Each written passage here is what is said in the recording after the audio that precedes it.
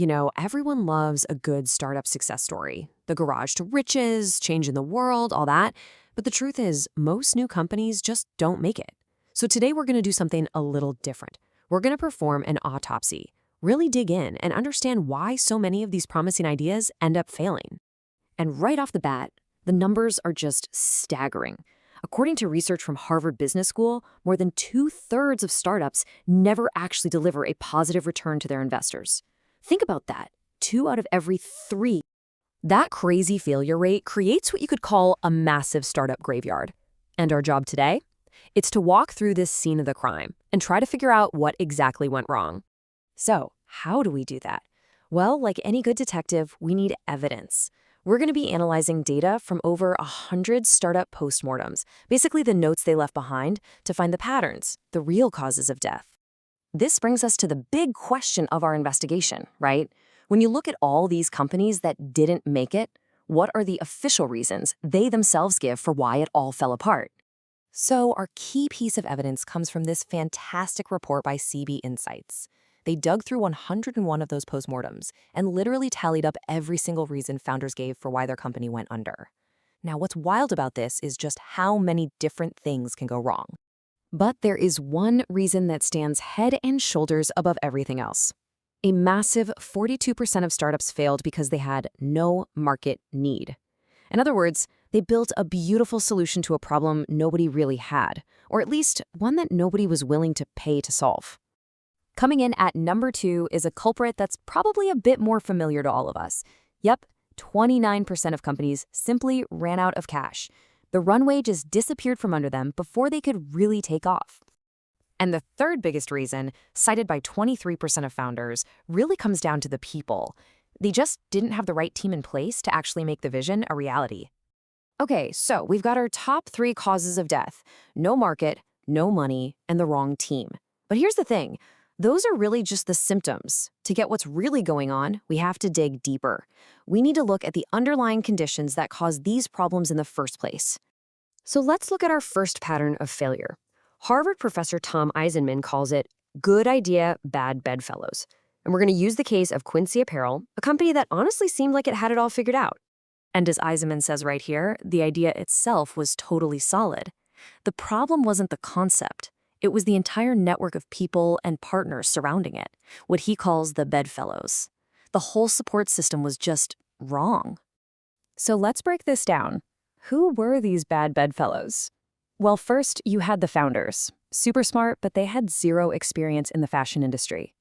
Then the team they hired, they came from big corporations and just weren't ready for the scrappy, do-everything-yourself chaos of a startup. Their manufacturers were slow, delivering poor quality, and even their investors played a part. They pushed for this textile hypergrowth that just doesn't work for an apparel company, causing them to burn through all their cash way too fast. And this whole story just perfectly illustrates a key point. In the world of venture capital, you always hear them say, we bet on the jockey, not the horse, meaning they bet on the founder. But what the Quincy case shows us is that a startup is a team sport.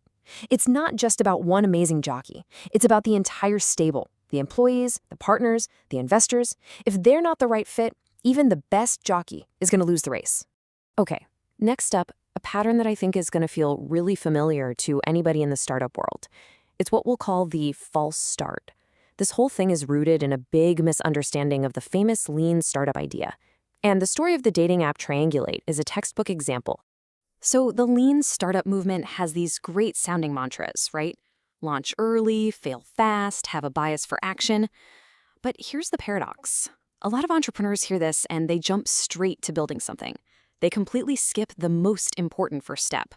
They end up building a product nobody wants, and every time they fail fast and pivot, they're just burning through precious time and money. So what's that crucial first step they're skipping? It's something called customer discovery. And honestly, it sounds complicated, but it's not. It's just the process of actually talking to your potential customers to see if they even have the problem you think they have before you write a single line of code. The founder of Triangulate later admitted they totally skipped this part. So what happened? The team rushed to launch. They built their product based on their own guesses. It didn't get any traction, so they pivoted. Then they built something else, and they pivoted again. Each one of these cycles was a false start, and eventually they just ran out of chances. And, well, they ran out of cash. So, we've seen how bad partners and false starts can sink a company. But our little investigation here has one final and pretty fascinating twist. There's a factor that can sometimes override everything else. Because you have to wonder, right? What happens when a company seems to do everything correctly? I mean, they've got a great idea, the perfect team, they did their customer discovery, they even got funding. But it still doesn't work. What could possibly be the reason? Well, Bill Gross, the founder of the startup incubator Ideal Lab, actually analyzed hundreds of companies to find out. And his conclusion was just a bombshell. The number one factor determining success wasn't the team, it wasn't the idea, it wasn't even the business model. It was timing. Timing accounted for 42% of the difference between success and failure. I mean, just think about Airbnb, the idea of letting total strangers sleep in your house. Investors thought it was completely insane. But it launched right in the middle of a massive global recession, a moment when millions of people were suddenly desperate to make a little extra cash. The timing was, without a doubt, perfect. So what this all boils down to is this one critical point. Is the world, our consumers, ready for your idea at this exact moment? You can have the best product on the planet and a rockstar team, but if the market just isn't ready for it, it might not matter. And that leaves us with a really tough final thought. You can have a great idea, you can assemble a killer team, you can even get the funding. But after all that, the most important question you have to ask might be the one you have the least control over. Is it the right time?